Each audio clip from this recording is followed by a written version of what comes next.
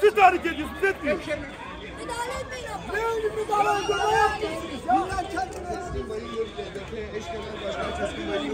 İsraillilerin Filistinli kadınları ve çocukları işkence ettikleri, katlettiklerini karşın onları protesto etmek için Hanzala sırtını dönmüştür ve yüzünü güneşe vermiştir.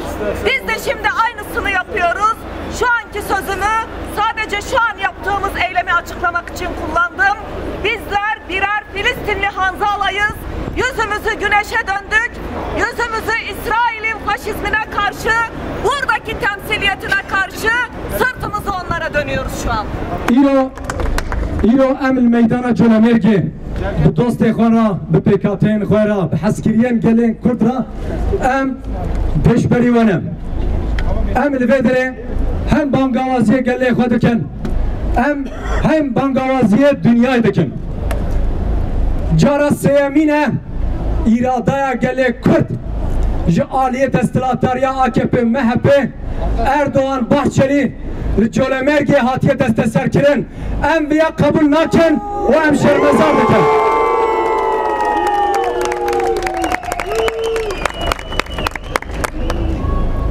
Jito haliyan naha gele Kurd hem Cölemergi hem Bajarê Kurdistanê olu Türkiye dostun heskiriyen gelen Kurd ji bo denk bikirina iradaya gele Kurd nav kolana daye xwedî helweste xwedî biryare ve ev biryar tekçûyina destiratariya AKP MHP teqez mebine ve teqez mebine bu baweriye de 100 sal hemberî gelê Kurd 100 sal hemberî gelê Kurd ji mahkem dadgehên istiklalê heta niha destalataryen Türkiye o devleta Türkiye irade gele Kürt kabul nakem. İroji bir deste AKP, MHP, Erdoğan, Bahçeli dibe ez irade gele Kürt, ez rexistina gele Kürt, o ez siyaseta gele Kürt kabul nakem. Le bilal diro ki set salya davi kopet derbas ve bila brenin ve gele Kürt daviya Erdoğan Bahçeli bebine le ve Erdoğan daviya gele Kürt nebine ve tek biçen o ve helveşinin bila kalda çöle merkezi ve nişane ve Biz bugün bir siyasi darbenin yaşandığı kentin merkezindeyiz. Hakkari'deyiz. Dün sabah Hakkari Belediye Eş Başkanımız Mehmet Eş Başkanımız gözaltına alındı ve aslında gayri resmi bir şekilde ilk etapta kayyım atandı. Önce kayyım atanıyor, kolluk kuvveti belediyeyi sarıyor, İçişleri Bakanı kayyım kağıdını daha sonra gönderiyor. İşte bu devleti çetenin yönettiğinin göstergesidir. Bu devleti bir hukuk, bir kanunla yönetmediklerinin göstergesi dün burada Hakkari'de bir kez daha yaşandı. Bakın değerli Türkiye halkları, onlar sizleri yanıltan çeşitli açıklamalar yapıyorlar. Mehmet Eş Başkanımız 2014'te hakkında açılmış bir dava üzerinden şimdi yargılanmak üzere gözaltına alınıyor. Oysa ki 2014'te açılmış olan dava dosyası bekliyor. Ta ki Mehmet Başkanımız belediye başkanı seçilene dek o dosya bekletilmiş. Ve bakın hukuken olması gereken, şayet bir soruşturma gerekiyorsa bir belediye başkanı, bir eş başkan için yapılması gereken şudur: nihai karar, yani hukuken bütün süreçler tamamlanana ve nihai karar açıklanana dek belediye başkanı görevinden el çektirilemez. Sonuç itibariyle bir hüküm giyerse o belediye başkanı, onun yerine o kentin belediye meclisinden yeni bir belediye başkanı seçilir. Oysa bunlar bütün bu aşamaları yerine getirmeden, daha kayyımın atanacağı kağıt bile gelmeden belediyeyi polis kolluk kuvveti abluka altına alıyor. Bunlar AKP'nin bu ülkeyi yönetme biçimidir. Faşizmdir bunun adı. Darbedir bunun adı. Siyasi darbedir bunun adı. Bu siyasi darbeyi burada huzurunuzda bir kez daha protesto ediyor ve kabul etmeyeceğimizi bu alanda, bu meydanda haykırıyoruz. Yavaş gitme ya.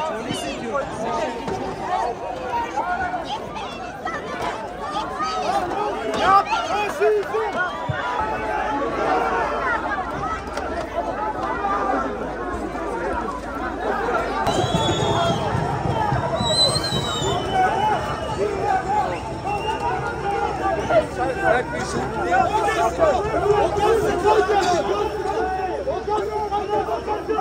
Görsünler.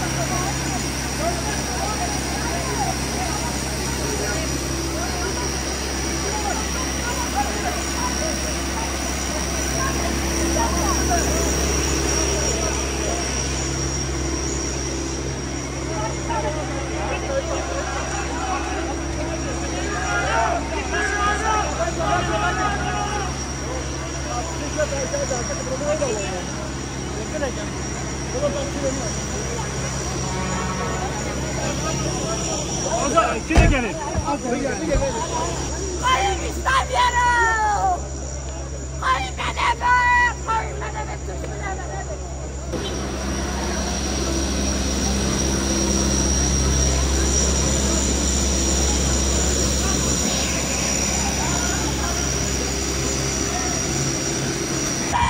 Çok kırayım bahane. Hani ana uçak olsaydı. Hakan topağına bakalım.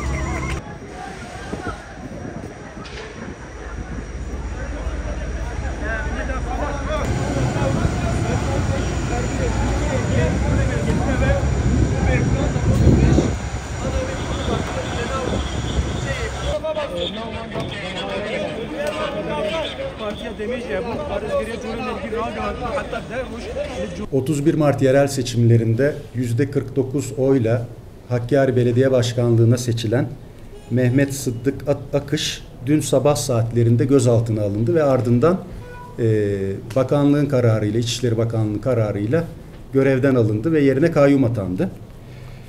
Dün MHK toplantımızda bu konuyu değerlendirdik ve MHK kararıyla bugün Genel Başkan Yardımcımız Zeliha Aksas Şahbaz, Antalya Milletvekilimiz Cavit Arı, Bursa Milletvekilimiz Kayahan Pala ve ben bu konuda incelemelerde bulunmak, temaslarda bulunmak ve daha sonra görüşlerimizi kamuoyuyla paylaşmak üzere bugün Hakkari'ye geldik. İl başkanımızla birlikte önce kayyum olarak atanan Sayın Vali ile görüştük. Olayın hukuki boyutuyla ilgili, hukuki süreciyle ilgili başsavcımızla görüşerek bir bilgilendirme aldık.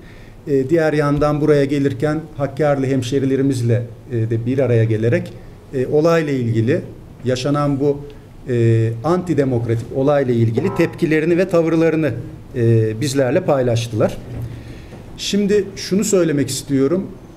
Suçlamadan ve yürütülen soruşturmadan, dava dosyasından tamamen ari ve bağımsız olarak ifade etmek gerekirse kayyum uygulaması antidemokratiktir. Kayyum uygulaması anayasaya aykırıdır. Hakkari'li hemşerilerimiz daha 2 ay önce iradelerini ortaya koymuşlardır ve bir belediye başkanı seçmişlerdir. Buna bir idari tasarrufla, idari yaptırımla bu Hakkari halkının iradesinin gasp edilmesi ve yok sayılması hukuka, yasaya ve anayasaya aykırıdır. Burada aslında sorulacak çok fazla soru var. Bir kere görevden alınan ve gözaltında olan belediye başkanı eğer seçilme yeterliliğine sahip değilse, hakkında bu kadar ağır ithamlar, bu kadar ağır suçlamalar, bu kadar ağır deliller varsa neden aday olması ve seçilmesine izin verilmiştir? Bu bir. İkincisi, eğer hakkında seçilme yeterliliğini engelleyecek bir delil veya mahkumiyet kararı yoksa, o zaman sandığa girdikten sonra, seçildikten sonra, belediye başkanı olduktan sonra neden görevden alınmaktadır? Şimdi Belediye Kanunu'nun 45. maddesinde 15 Temmuz hain darbe girişimi sonrasında çıkarılan 674 sayılı kanun hükmünde kararname ile bir değişiklik yapıldı.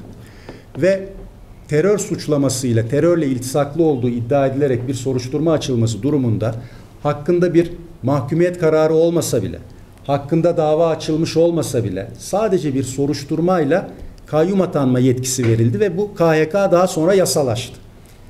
Bu bir kere anayasamızın 38. maddesinde düzenlenen masumiyet karinesine aykırıdır.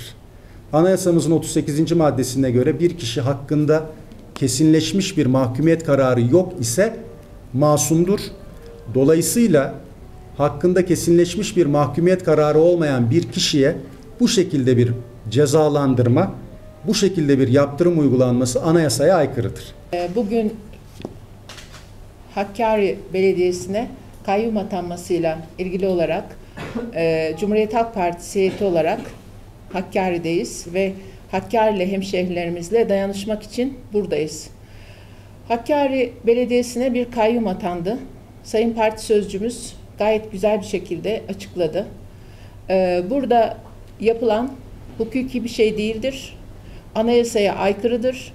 Darbe döneminde yapılmış bir kanun hükmünde kararname ve 15 Temmuz darbe girişimi sonrası yapılmış bir kanun hükmünde kararname ve yasayla dayandırılarak Hakkari halkının iradesini yok sayarak belediyeye adeta bir çökme operasyonudur. Bunun çok fazla gerekçeleri gerekçelendirilebilir.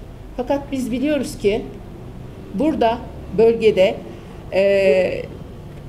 yaklaşık 3 dönemdir üst üste belediyelerin halkın iradesiyle seçilmiş olan belediyelere kayyum atanma yoluyla halkın iradesini yok sayarak halkın iradesini belediyelere el koyma operasyonu gerçekleşmekte.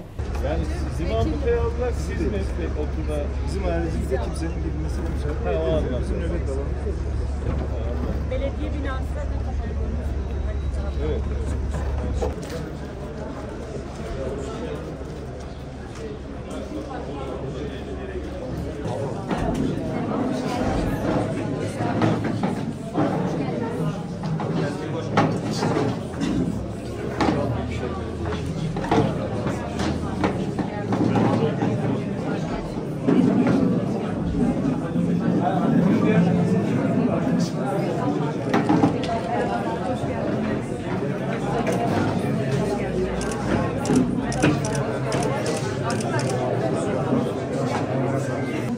Hakkari'deyiz. Buraya kayyum atandı bir kez daha ne yazık ki ve Türkiye demokrasisinin bir kez daha toprağa gömüp üzerine beton döküldü bugün. Bizlerle dünden beri dayanışma içinde olan, Türkiye demokrasisine sahip çıkmak isteyen, yurttaşın seçme ve seçilme hakkına sahip çıkmak isteyen, Hakkari'linin seçme ve seçilme hakkına sahip çıkmak isteyen değerli kurum temsilcileri, siyasi parti temsilcileri dünden beri buraya akın ediyorlar, ziyaretlerde bulunuyorlar, dayanışma mesajlarını iletiyorlar. Bugün bileşenlerimiz ve ittifak güçlerimizin temsilcileri buradaydı. Gündüz onlarla birlikte açıklamalarımızı gerçekleştirdik. Şimdi de Cumhuriyet Halk Partisi'nin merkezi heyeti burada aramızda. Ben kendilerine hoş geldiniz diyorum. Demokrasiye birlikte sahip çıkabiliriz. Bu otoriterleşmeye, hukuku yok sayana, anayasayı yok sayan anlayışa ve altını kalın kalın çizmek istediğim konu seçme ve seçilme hakkına, Türkiye'nin erken dönemde kazanmış olduğu seçme ve seçilme hakkını engelleyen anlayışa karşı ortak mücadeleyle, birlikte mücadele ederek, dayanışarak bizler hep birlikte kazanabiliriz. Bugün Hakkari'de gerçekleşene duyarlılık İstanbul'da da, Ankara'da da, İzmir'de de en güçlü şekilde gelişirse, bu dayanışmamızı hep birlikte sürdürürsek, elbette bizler bu kayyımcı anlayışı, bu siyasi darbeci anlayışı hep birlikte püskürtebiliriz. Ben bir kez daha Cumhuriyet Halk Partisi heyetine bu ziyaretlerinden dolayı ve bu dayanışma duygularını bizlerle bugün yaptıkları açıklamalarla ilettiklerinden dolayı, merkezi olarak yapmış oldukları açıklamalarından dolayı ve ayrıca Genel Başkanları Sayın Özgür Özel'e de yaptığı destek açıklamasından dolayı teşekkür ediyorum. Birlikte kazanacağız, sağ olun. Söz şimdi heyet başkanımızın. Buyurun. Değerli basın mensupları, bugün MYK kararıyla Genel Başkan Yardımcımız Sayın Zeliha Aksas Şahbaz, Antalya Milletvekilimiz Cavit Arı ve Bursa Milletvekilimiz Kayahan Pala ile birlikte Hakkari'de yaşanan bu antidemokratik uygulamaya, kayyum atama kararına tepkimizi göstermek ve yine aynı zamanda Hakkari'li hemşerilerimizle ve bu kayyum uygulamasından en çok zarar gören, en çok mağdur olan DEM Parti ile dayanışmamızı göstermek için buradayız. Bir takım görüşmeler yaptık, bir takım incelemelerde bulunduk, temaslarda bulunduk. Az önce Cumhuriyet Halk Partisi İl Başkanlığı'nda bir basın açıklaması yaptık. Orada detaylı olarak görüşlerimizi basınla ve kamuoyuyla paylaştık. Haksızlığa, hukuksuzluğa kim maruz kalırsa Cumhuriyet Halk Partisi onun yanında olacaktır. kayyum uygulaması antidemokratiktir. Kayyum uygulaması anayasaya aykırıdır. Anayasadaki masumiyet karinesine aykırıdır.